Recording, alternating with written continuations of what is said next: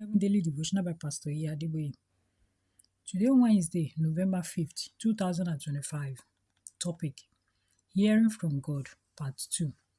Memory verse: John chapter 10, verse 27. John 10:27. My sheep hear my voice, and I know them, and they follow me. Bible reading: John chapter 10, verse 1 to 16. John chapter 10, verse 1 to 16. Message: Today's memory verse tells us that anyone who is a sheep is in God's pasture should hear his voice frequently. When you hear from God, he will guide you in all your ways.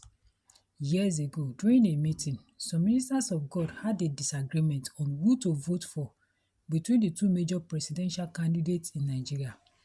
I was also in the meeting and I said, "Brethren, has God told you that either of them will be president? Did he tell you if there will even be an election and if the result will be allowed to stand? Has he told you which of the two he wants?"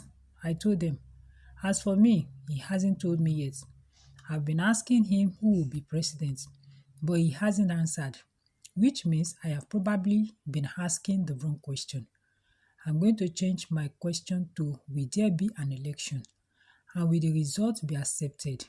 Shortly after that meeting, we were having a pastors' conference in RCCG, and I told those present that God finally answered me concerning the elections. He said that one of the candidates will win but will not be allowed to rule. And this was exactly what happened. Asking God about situations and waiting on Him to speak will help a Christian to live above confusion. One morning, I asked God which route to take to work to avoid being held up in traffic. He said, "You are not leaving the house today." I began to quote the Bible to the one who wrote it.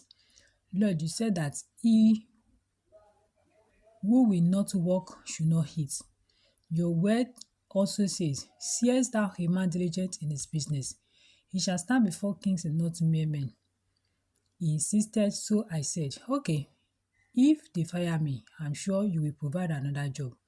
At that time, I had not listened to the radio, so I didn't know that a military coup had happened.